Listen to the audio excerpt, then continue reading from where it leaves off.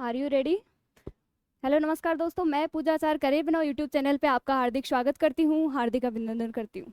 तो आइए आज की क्लास की शुरुआत भी करेंगे रोज की तरह एक मोटिवेशनल कोट के साथ कि हथेली पर रखकर नसीब तू क्यों अपना मुकद्दर ढूंढता है। हथेली पर रखकर नसीब तू क्यों अपना मुकद्दर ढूंढता है, सीख उस समंदर से जो रोज टकराने के लिए रोज नए पत्थर ढूंढता है।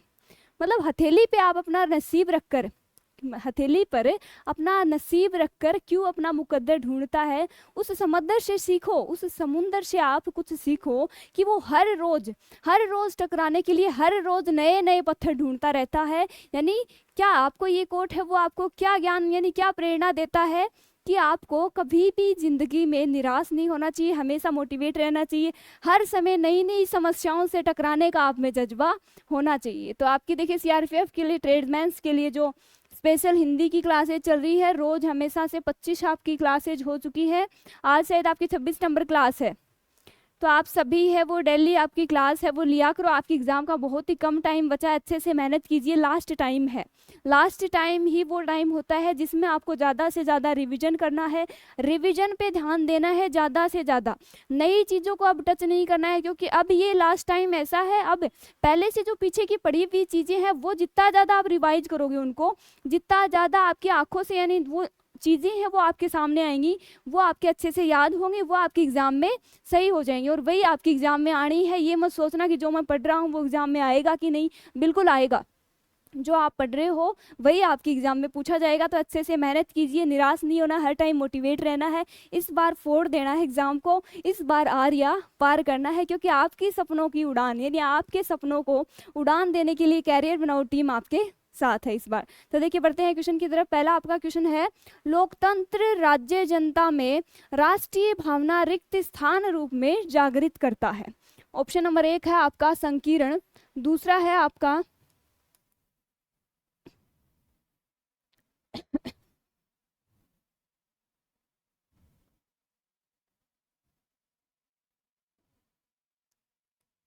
देखिए पहला आपका ऑप्शन है संकीर्ण, दूसरा आपका ऑप्शन है अस्वाभाविक, तीसरा है आपका अनिरंजित और 4 नंबर है आपका स्वाभाविक।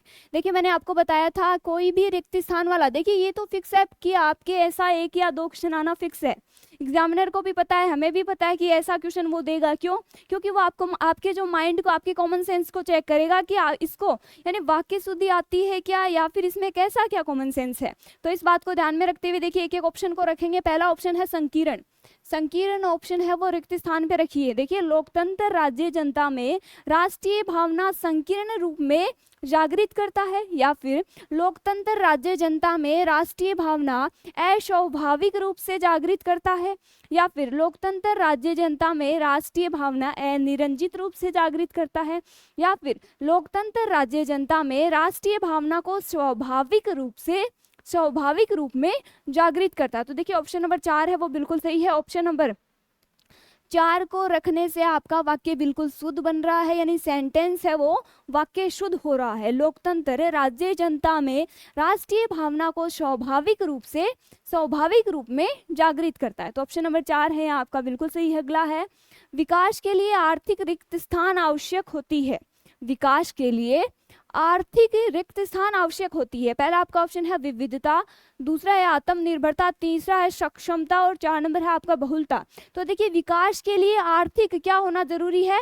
आत्मनिर्भर होना जरूरी है। किसी भी देश का, कोई भी देश है यदि उसका विकास करना है तो उसके लिए क्या जरूरी है? आप में आत्मनिर्भरता जरूरी है। तो विकास के लिए आत्मनिर्भरता है वो आवश्यक होती है, यानी ऑप्शन नंबर 2 है वो आपका बिल्कुल सही है। अगला है, रिक्त स्थान हेतु उचित विकल्प का चयन कीजिए। रामू की रिक्त स्थान केवल इसीलिए हुई क्योंकि राजीव उसकी रिक्त स्थान अधिक बुद्धिमान था। ये क्वेश्चन शायद कल वाली क्लास में रिपीट हुआ, आप आंसर कीजिए फटाफट।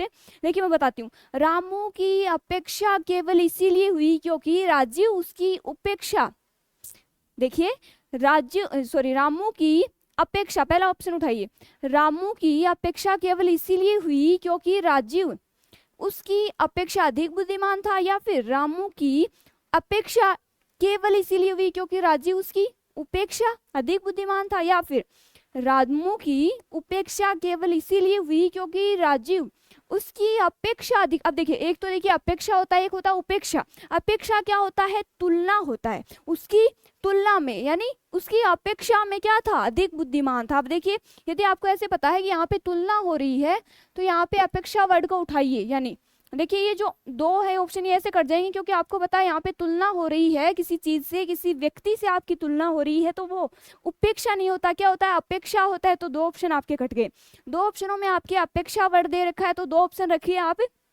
अब देखिए पहला ऑप्शन उठाइए, रामू की अपेक्षा केवल इसीलिए, अपेक्षा नहीं होती, यदि किसी व्यक्ति को आप इग्नोर कर रहे हैं तो अपेक्षा नहीं होती, वो क्या होती है, उपेक्षा होती है। तो देखिए रामू की उपेक्षा केवल इसीलिए हुई क्योंकि राजू उसकी अपेक्षा अधिक बुद्धिमान था। तो ध्यान में रखना है अपेक्षा वर्ड कहाँ पे यूज होगा, जहाँ पे तुलना होगी, क्या होगी, तुलना होगी। तो ऑप्शन नंबर 3 है वो आपका बिल्कुल सही है। अगला है स्वर संधि का उदाहरण है, स्वर संधि का उदाहरण पूछा गया है। पहला आपका ऑप्शन है अन्वय, दूसरा है किंचित, तीसरा है तद्रूप और 4 नंबर आपका नीरस। देखिए बात करें अन्वय शब्द की, क्या पूछा है, स्वर संधि का उदाहरण पूछा है। अन्वय का संधि विच्छेद होता है अनु प्लस अय, अनु प्लस अय, उ प्लस अय मिलके क्या हो रहा है, वह हो रहा है। मैंने बताया था यदि कोई शब्द यह वह और रे से टूटता है तो वहां पे संधि कौन सी होगी, यण संधि होगी। अब देखिए अन्वय शब्द में संधि की बात करें तो यण संधि और संधि विच्छेद क्या होगा, अनु प्लस अय। नेक्स्ट आपका देखिए किंचित, किंचित शब्द के संधि विच्छेद की बात करें तो किम प्लस चित। अब देखिए मैं का क्या हो रहा है, न हो रहा है, मैं क्या है आपका व्यंजन है, व्यंजन के स्थान पे परिवर्तन मीन्स व्यंजन संधि। नेक्स्ट है आपका तद्रूप, तद्रूप शब्द के संधि विच्छेद की बात करें तो तत् प्लस रूप। तय का क्या हो रहा है, दय हो रहा है, क्या चेंज हो रहा है, व्यंजन चेंज हो रहा है, तो संधि कौन सी हो जाएगी, व्यंजन संधि। अगला है नीरस, नीय प्लस रस यानी विषक संधि। तो देखिए स्वर संधि का उदाहरण पूछा गया है। गुण संधि किस सॉरी यण संधि है वो किसका भाग है, किसका उपभेद है, स्वर संधि का उपभेद है। स्वर संधि जहाँ पे स्वरों का मेल होता है वहां स्वर संधि, जहाँ व्यंजन चेंज होता है वहां व्यंजन संधि, और जहाँ पे विषय के स्थान पे परिवर्तन होता है उसमें विषक संधि। तो देखिए स्वर संधि के आपके 5 पार्ट हैं, उनमें से यण संधि भी एक पार्ट है। तो यहाँ पे स्वर संधि का उदाहरण पूछा है, तो स्वर संधि का उदाहरण क्या है, अन्वय यानी अनु प्लस अय। बात करें संधि की तो यण संधि, तो स्वर संधि का जो पार्ट ऑप्शन नंबर 1 है वो आपका बिल्कुल सही। अगला है रूपांतरण, रूपांतरण शब्द का संधि विच्छेद बताइए। पहला आपका ऑप्शन है रूप प्लस अंतरण, दूसरा है रूप प्लस आंतरण, तीसरा है रूपा प्लस अंतरण और 4 नंबर है रूपा प्लस आतरण। तो देखिए रूपांतरण शब्द को जब अपन बोलते हैं तो किसकी ध्वनि आती है, मूल शब्द क्या है आपका, अंतरण आपका मूल शब्द है। यानी देखिए ऑप्शन नंबर फर्स्ट वाला और थर्ड वाला, इनमें 2 में आपका मूल शब्द सही है। बाकी देखिए दूसरा और तीसरा ऑप्शन है, सॉरी दूसरा और 4 नंबर, इनमें मूल शब्द आतरण है, आतरण यहाँ पे मूल शब्द नहीं है। रूपांतरण शब्द में आपका मूल शब्द क्या है, अंतरण है। तो ये दोनों ऑप्शन वैसे कट गए। अब देखिए रूपांतरण में यदि अंतरण निकाल लेंगे तो स्वर संधि का रूल कहता है कि समान स्वर मिलने से स्वर वृद्धि होती है, जैसे ए प्लस ए बराबर आ होता है। तो देखिए रूपांतरण में अंतरण मूल शब्द है, तो वहां पे देखिए प्लस से पहले भी आपका शब्द है वो सही बनना चाहिए, और जब जोड़े उसको तो वही शब्द दोबारा बनना चाहिए। तो देखिए रूप प्लस अंतरण यानी ऑप्शन नंबर 1 है वो आपका बिल्कुल सही। अगला है दुराशा का संधि विच्छेद पूछा गया है। दुराशा शब्द दिया गया है, उसका संधि विच्छेद बताइए। तो पहला आपका ऑप्शन है दुरा प्लस आशा, दूसरा है आपका दुरा प्लस शाह, तीसरा है दुआ प्लस आशा और 4 नंबर है दुरा प्लस शाह। तो देखिए दुराशा शब्द की बात करें संधि विच्छेद क्या होगा, देखिए सबसे पहले तो मूल शब्द की बात करें तो मूल शब्द इसमें है आशा, क्या है आशा, और संधि की बात करें यानी जो बचता है वो पहले लिख दीजिए, यानी दुहे प्लस आशा। अब देखिए विषय का क्या हो रहा है, रे हो रहा है, संधि का नाम बताओ क्या होगा, विषय के स्थान पे परिवर्तन हुआ तो संधि आपकी विषयक संधि। तो देखिए दुहे प्लस आशा क्या हो गया, दुराशा संधि आपकी विषयक संधि क्या होगी, विसर्ग संधि। तो ऑप्शन नंबर 3 है वो आपका बिल्कुल सही। अगला है मनोयोग का संधि विच्छेद बताइए। मनोयोग का संधि विच्छेद बताइए। पहला आपका ऑप्शन है मनो है प्लस योग, दूसरा है मन प्लस योग, तीसरा है मन प्लस आयोग और 4 नंबर इनमें से कोई नहीं। अब सबसे पहले तो आपको मूल शब्द ढूंढना है। मनोयोग में मूल शब्द क्या है आपका, योग है, क्या है, योग है। तो देखिए इन 2 ऑप्शनों में आपका मूल शब्द सही है, आयोग यहाँ पे मूल शब्द नहीं है, क्योंकि आयोग यदि यहाँ पे निकाल लेंगे तो जब जोड़ेंगे, जब इसका खंडन है उसमें आयोग मूल शब्द है और मन है वो पूर्व शब्द है, तो जब इसका मंडन करेंगे तो क्या होगा, मनोयोग शब्द नहीं बनेगा, क्योंकि यहाँ पे आयोग मूल शब्द नहीं है, क्या है मूल शब्द, योग आपका मूल शब्द है। तो देखिए ये दो ऑप्शन बचे, दो वैसे कट के। देखिए योग आपका मूल शब्द है, मनो है। देखिए योग निकाल लेंगे। संधि मीन्स क्या होता है? परिवर्तन होता है। दो या दो से अधिक वर्णों के मेल से जो परिवर्तन होता है उसे क्या कहते हैं? संधि कहते हैं। परिवर्तन का दूसरा नाम क्या है? परिवर्तन प्रकृति का नियम है और परिवर्तन का दूसरा नाम क्या है? संधि है। तो देखिए परिवर्तन होना जरूरी है। यदि किसी मतलब मंडन दे रखा है, दो शब्द दे रखे हैं, जब उसको जोड़ते हैं तो उसमें यदि परिवर्तन नहीं हुआ तो वो संधि नहीं होगी, वो क्या होगा? संयोग होगा। तो देखिए मनोयोग शब्द की बात करें तो अगर मनोहर निकाल लेंगे, फर्स्ट ऑफ ऑल सबसे पहले तो ये विषय कहाँ से आया? अब देखिए ये जोड़ेंगे तो कोई शब्द नहीं बनेगा, शब्द का बनना भी जरूरी है। तो देखिए मन है प्लस योग, ओ का क्या हो गया यहाँ पे? विषग हो गया। क्या हो गया? विषग। तो मन है प्लस योग बराबर मनोयोग। ऑप्शन नंबर 2 है वो आपका बिल्कुल सही। अगला है बहिर्मुखी शब्द में कौन सा उपसर्ग है? उपसर्ग पूछा गया है। बहिर्मुखी शब्द में कौन सा उपसर्ग? उपसर्ग क्या होते हैं? वे शब्दांश जो किसी शब्द के पूर्व में जुड़ के उसके अर्थ में क्या कर देते हैं? परिवर्तन कर देते हैं। पहला आपका ऑप्शन है बहिर, दूसरा है बहिर, तीसरा है बहिस और 4 नंबर आपका बही। अब देखिए वही फंडा इसमें लगेगा, संधि वाला ही सिस्टम इसमें है। सबसे पहले आपको मूल शब्द ढूंढना है। मूल शब्द यदि आपने निकाल लिया तो आधा काम आपका पूरा हो जाएगा। देखिए बहिर्मुखी में मुखी क्या है आपका? मुखी है आपका मूल शब्द। पहले क्या बचेगा? बहिर। क्या बचेगा? बहिर। तो देखिए बहिर। अब देखिए हलंत लगना भी जरूरी है। क्यों? क्योंकि देखिए ऊपर जो रे है, ऊपर जो रे की मात्रा है वो क्या है? रे आपका आधा है। तो देखिए बहिर यानी ऑप्शन नंबर 1 है वो आपका बिल्कुल सही है। अगला है आंशिक शब्द में कौन सा प्रत्यय है? आंशिक शब्द में प्रत्यय पूछा गया है। प्रत्यय क्या होते हैं? सफिक्स होते हैं, यानी वे शब्दांश जो किसी शब्द के अंत में जुड़ के उसके अर्थ में क्या करते हैं? परिवर्तन करते हैं। तो देखिए पहला आपका ऑप्शन है ए, दूसरा है कै, तीसरा इक और 4 नंबर है शिक। तो देखिए आंशिक शब्द की बात करें तो इसमें मूल शब्द इसमें भी होगा, क्योंकि संधि मतलब ग्रामर का रूल क्या कहता है? हिंदी ग्रामर क्या कहती है?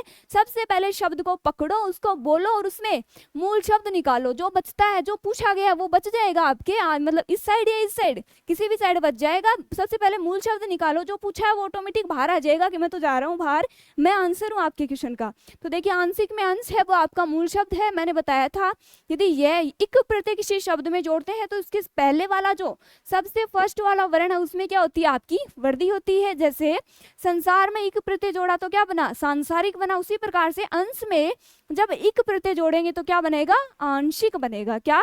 आंशिक बनेगा। क्या बनेगा? आंशिक। अब देखिए अंश है, अंश में इक प्रत्यय जोड़ेंगे, अंश में इक प्रत्यय जोड़ेंगे तो क्या बनेगा? आंशिक बनेगा। अब देखिए क्या पूछा गया? प्रत्यय पूछा गया है। अंश मूल शब्द जो बचता है वही क्या आपका आंसर है, यानी प्रत्यय है। तो इक क्या है इसमें? प्रत्यय। ऑप्शन नंबर 3 है वो आपका बिल्कुल सही। अगला है तलवार की धार पर चलना। तलवार की धार पर चलना का अर्थ है, पहला आपका ऑप्शन है नुकीला होना, दूसरा है पराजित कर देना, तीसरा है ईर्ष्या करना और 4 नंबर है कठिन कार्य करना। देखिए तलवार की धार पर चलना, नुकीला होना। देखिए इसका वैसे सेंस नहीं पूछा गया कि तलवार कैसी है, वो नहीं पूछा गया है, बल्कि ये पूछा गया है कि इसका अर्थ क्या है, अर्थ क्या निकलता है। तो देखिए तलवार की धार पर चलना, नुकीला होना नहीं, पराजित कर देना नहीं, ईर्ष्या करना नहीं। तलवार की धार पर चलना क्या है? बहुत ही हार्ड कार्य है, यानी कठिन वर्क है। तो क्या होगा इसका अर्थ? कठिन कार्य करना। ऑप्शन नंबर 4 है वो आपका बिल्कुल सही। अगला है चूहे के चाम से जगाड़े नहीं मढ़े जाते। चूहे के चाम से जगाड़े नहीं मढ़े जाते, इसका अर्थ पूछा गया है। पहला आपका ऑप्शन है कंजूसी करना, दूसरा है सीमित साधनों से काम चलाना, तीसरा है छोटा होकर बड़ा काम करना और 4 नंबर है सीमित साधनों से बड़े काम नहीं होते। अब देखिए चूहा कितना सा होता है? चूहा इतना सा होता है ना, छोटा सा होता है, उसकी चमड़ी है वो, चाम कितनी होगी? इतना सा चूहा, तो इसकी इतनी सी चाम होगी ना। तो सीमित साधनों से बड़े काम नहीं होते। ऑप्शन नंबर 4 है वो आपका बिल्कुल सही। अगला है अंधे के हाथ बटेर लगना, मुहावरे का क्या अर्थ है? अंधे के हाथ बटेर लगना मुहावरे का कौन सा अर्थ सही है? तो पहला आपका ऑप्शन है अंधा भी अपना लक्ष्य प्राप्त कर सकता है, दूसरा है अंधेरे में कोई वस्तु मिल जाना, तीसरा है पात्र को बड़ी सफलता मिलना और 4 नंबर है आपका मुसीबत पर मुसीबत आना। तो देखिए अंधे के हाथ बटेर लगना, यानी अंधे के हाथ बटेर लगना उसके कोई काम का नहीं है, अंधा है, उसे दिख रहा नहीं है, उसके हाथ कुछ ऐसी वस्तु लगना जो उसके काम की नहीं, क्योंकि वो देख नहीं पाता है। तो देखिए अंधे के हाथ बटेर लगना मीन्स है पात्र को बड़ी सफलता मिलना। ऑप्शन नंबर 3 है वो आपका बिल्कुल सही। अगला है आंख ने दीदा काटे कशीदा। आंख नदीदा काटे कशीदा लोकोक्ति का अर्थ क्या है? देखिए इसमें आपके 25 क्वेश्चन आने हैं, मीन्स ग्रामर और वोकैब दोनों का रोल लेना है। लोकोक्ति मुहावरे उनको ज्यादा कुछ रटना नहीं है, बाकी मैं प्रीवियस ईयर्स आपके जो एग्जाम्स में पूछे गए हैं वो क्वेश्चन मैं उठा के लेके आ रही हूँ। हो सकता है एज इट इज भी छप सकते हैं क्वेश्चन, आ जाएंगे। वैसे क्वेश्चन अपनी क्लास से 40 दिन की जो अपनी क्लासेज होंगी उसमें आपको लगभग क्वेश्चन मिल जाएंगे, ऑप्शन बेस मिल जाएंगे या फिर सीधा भी छप सकते हैं, कोई बड़ी बात नहीं है। तो आप अच्छे से क्लास लीजिए, आपका सिलेक्शन श्योर है इस बार। और हिंदी मीन्स मेरी जिम्मेदारी है हिंदी की, आपकी 25 क्वेश्चन की, बस आप क्लास लेना आपकी जिम्मेदारी। देखिए आंख ने दीदा काटे कशीदा, लोकोक्ति का अर्थ क्या है? पहला आपका ऑप्शन है बहुत निपुण बनना, दूसरा है साधन न होने पर भी काम कर लेना, तीसरा है सर्वथा अयोग्य, और 4 नंबर है आपका योग्यता न रहने पर भी काम करने की सेखी भरना। अब देखिए आंख न दीदा काटे कशीदा, यानी जिसकी आंख नहीं होती है वो भी क्या करेगा, मतलब देखने का दिखावा करता है, यानी योग्यता न होने पर, योग्यता न रहने पर भी काम करने की सेखी भरना, यानी काम करने की हुकार भरना कि मैं ये काम कर सकता हूँ, उसमें इतनी पोटेंशियल नहीं है फिर भी वो सेखी भर रहा है कि मैं ये काम कर सकता हूँ। तो ऑप्शन नंबर 4 यानी योग्यता न रहने पर भी काम करने की सेखी भरना। अगला है त्रिवेणी में कौन सा समास है? त्रिवेणी शब्द में कौन सा समास है? देखिए समास के भेद मैंने बताए थे, हिंदी जगत में 6 और पद की प्रधानता के आधार पर 4। द्विगु कर्मधारय किसके उपभेद है? तत्पुरुष के उपभेद है। समास क्या होता है? सम प्लस आस, यानी पास बैठना, 2 पद होते हैं, पदों का मेल होता है, वहां क्या होता है आपका समास होता है। यदि दो या 2 से अधिक वर्ण मिलते हैं और परिवर्तन होता है तो वो संधि होती है, लेकिन 2 पद मिलते हैं तो वहां क्या होता है आपका समास होता है। समास का शाब्दिक अर्थ संक्षिप्त या संक्षिप्तीकरण होता है, समास का विलोम व्यास होता है। तो देखिए त्रिवेणी शब्द, त्रिवेणी में कौन सा समास होता है? पहला आपका ऑप्शन है कर्मधारय, बहुव्रीहि, द्विगु या द्वंद्व। अब देखिए द्विगु जो समास होता है उसमें प्रथम पद क्या होता है? संख्यावाची होता है। कोई शब्द होता है उसका प्रथम पद यदि संख्यावाची होता है तो बिना सोचे समझे आपको, देखिए बिना सोचे समझे नहीं करना है, कभी कभी बहुव्रीहि भी हो जाता है। जैसे अष्टाध्यायी शब्द है, अष्टाध्यायी शब्द में 8 अध्यायों का समूह है या समाहार, सीधा दे दिया तो द्विगु, यदि द्विगु ऑप्शन में है तो द्विगु हो जाएगा, लेकिन पाणिनि की रचना होने के कारण अष्टाध्यायी शब्द में आपका बहुव्रीहि समास भी हो सकता है। तो ये भी ध्यान में रखना, आपको थोड़ा सा सचेत यानी सतर्क होकर क्वेश्चन करना है, ऑप्शन को ढंग से देखना, कई बार ऑप्शन के हिसाब से भी आंसर आते हैं। तो देखिए त्रिवेणी क्या होता है? 3 वेणियों का समूह होता है, जैसे 3 नदियां आ रही हैं, जैसे उनका संगम होता है तो वो क्या होता है? त्रिवेणी संगम होता है। अब 3 वेणियों का समूह है, मीन्स 3 क्या है आपका? संख्या है, तो संख्या प्रथम पद संख्यावाची होने के कारण समास कौन सा हो जाएगा? द्विगु, यानी ऑप्शन नंबर 3 है वो आपका बिल्कुल सही। अगला है किस समास में दोनों पद मिलकर एक नया अर्थ देते हैं, नया अर्थ प्रकट करते हैं? तो पहला आपका ऑप्शन है बहुव्रीहि, दूसरा है द्वंद्व, तीसरा है कर्मधारय और 4 नंबर है तत्पुरुष। अब देखिए कर्मधारय और तत्पुरुष समास है, इनका क्या होता है? द्वितीय पद प्रधान होता है। क्या होता है? द्वितीय पद प्रधान होता है। जो तत्पुरुष है उसी के उपभेद क्या होते हैं? कर्मधारय और द्विगु होते हैं। क्या होते हैं? कर्मधारय और द्विगु होते हैं। एक आपका द्वंद्व, इसमें क्या होते हैं? दोनों पद प्रधान होते हैं, इसमें कोई ना कोई पद तो होता है ना, दोनों पद क्या होते हैं? प्रधान होते हैं। अब बचा बहुव्रीहि, उसका कोई पद प्रधान नहीं होता, यानी दोनों पद मिलकर एक नया ही अर्थ देते हैं, कोई तीसरा ही अर्थ देते हैं, किसी अन्य के लिए क्या होते हैं? प्रधान होते हैं। तो क्वेश्चन समझिए, आपको क्वेश्चन आपके वहां से ही आने जो मैं आपको बता रही हूँ, बस थोड़ी बहुत लैंग्वेज आपकी चेंज हो सकती है। तो देखिए किस समास में दोनों पद मिलकर एक नया अर्थ प्रकट करते हैं? किस में करते हैं?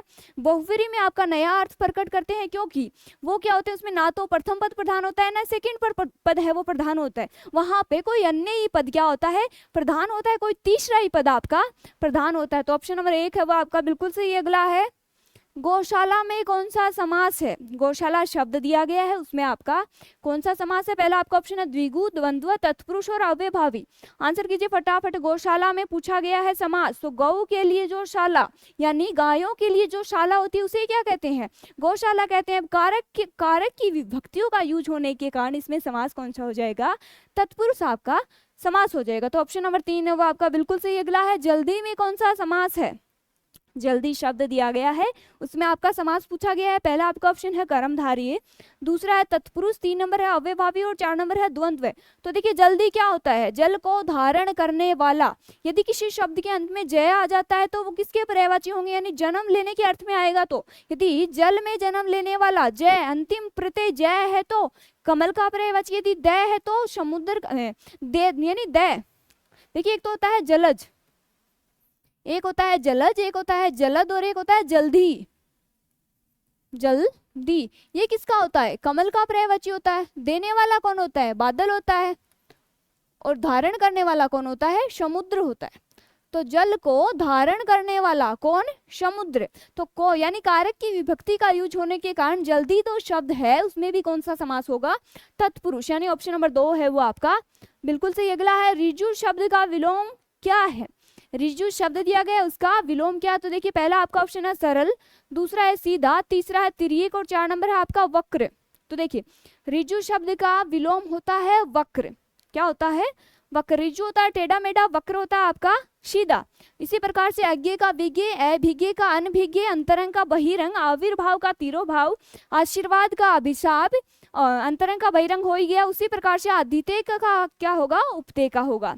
सदाचार का आपका कदाचार होगा, उन्मुख का विमुख हो ही गया, तो ये भी ध्यान में रखने हैं। साथ साथ में तो ऋजु का क्या होगा? वक्र। यानी ऑप्शन नंबर 4 है वो आपका बिल्कुल सही। अगला है उपकार शब्द का विलोम क्या होगा? उपकार का विलोम क्या होगा? 1 नंबर आपका ऑप्शन है प्रतिकार, परोपकार, अपकार या फिर अनुपकार। तो देखिए उपकार का आपका विलोम होता है अपकार। ऑप्शन नंबर 3 है वो आपका बिल्कुल सही। अगला है अनल का पर्यायवाची शब्द है, अनल शब्द दिया गया है, उसका पर्यायवाची क्या होगा? तो देखिए पहला आपका ऑप्शन है अग्नि, दूसरा है धूमिल, तीसरा है नलकूप और 4 नंबर है अनिल। अब देखिए अनल क्या होता है? अनल क्या होता है आपका? अग्नि होती है। और अनिल क्या होता है आपका? अनिल क्या होता है आपका? हवा होता है। ये शब्द युगम में पूछा गया क्वेश्चन है। अनल क्या है? अग्नि है। और अनिल क्या है? हवा है। तो ऑप्शन नंबर 1 है वो आपका बिल्कुल सही। अगला है घर का पर्यायवाची शब्द है, घर का पर्यायवाची। तो घर का पर्यायवाची क्या होता है? ग्रह होता है। क्यों नहीं होता? क्या होता है? ग्रह।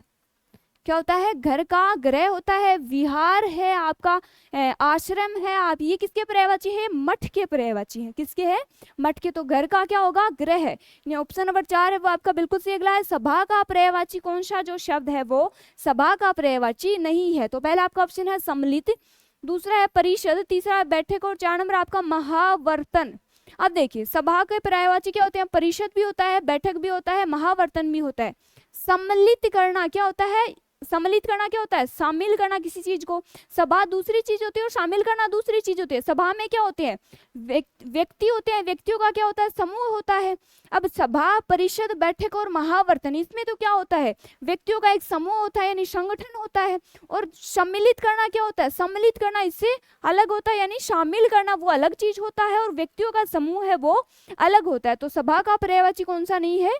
सम्मिलित। ऑप्शन नंबर 1 है वो आपका बिल्कुल सही। अगला है जहां लोगों का मिलन हो, वाक्यांश के लिए एक शब्द पूछा गया है।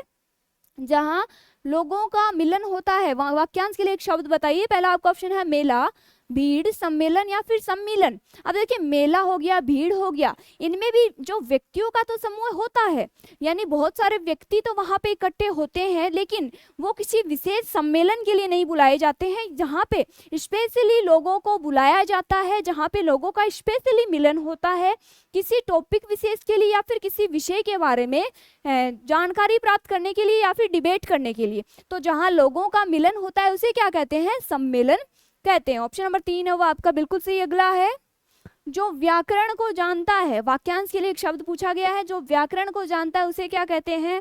तो पहला आपका ऑप्शन है शास्त्री, व्याकरणविद, व्याकरण या फिर इनमें से कोई नहीं। तो देखिए व्याकरण को जानने वाला कौन होता है? व्याकरण। क्या होता है? व्याकरण। अपन कई बार व्याकरण विशेषज्ञ, ज्योतिष, व्याकरण पंडित ये सब कर देते हैं, वो नहीं होता है। व्याकरण को जानने वाला होता है व्याकरण। क्या होता है? व्याकरण। तो ऑप्शन नंबर 3 है वो आपका बिल्कुल सही है। एक देखिए क्षम्य हो गया, गम्य हो गया, मुमूर्षा हो गया, मुमुक्षा हो गया, तितिर्षा हो गया, तितिर्षु हो गया, चिकित्सा हो गया, चिकित्सु हो गया, वडवानल हो गया और दावानल हो गया। ये बार बार एग्जाम में पूछे जाते हैं, ये भी आपको ध्यान में रखने हैं। तो देखिए जो व्याकरण को जानता है उसे व्याकरण ही है, जिसका कोई शत्रु नहीं होता उसे अजात शत्रु, जिसको क्षमा न किया जा सके उसे अक्षम्य, और जहाँ जाया न जा सके वहाँ वो क्या होता है? अगम्य होता है, और जिसको माफ नहीं किया जा सकते उसे अगाध्य, यानी जो जिसकी गहराई नहीं मापी जा सकती उसे अगाध्य कहते हैं। तो ऑप्शन नंबर 3 है वो आपका बिल्कुल सही। अगला है कुसंगति के कारण चरित्र पर दोष लगाना, उपयुक्त शब्द का चयन करना है। कुसंगति के कारण चरित्र पर दोष लगाना। तो पहला आपका ऑप्शन है अपयश, दूसरा है अपकीर्ति, तीसरा है कलंक और 4 नंबर आपका दुष्चरित्र। तो देखिए कुसंगति के कारण चरित्र पर दोष लगाना क्या होता है?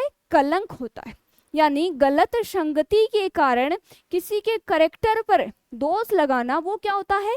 कलंक होता है। तो ऑप्शन नंबर 3 है वो आपका बिल्कुल सही है। देखिए मैंने फटाफट आपको 25 क्वेश्चन करवा दी है, बहुत ही फास्टली आपको रिवीजन यानी बहुत फास्टली क्लास चल रही है, क्योंकि मुझे पता है लास्ट टाइम चल रहा है, ज़्यादा टाइम नहीं लेना है।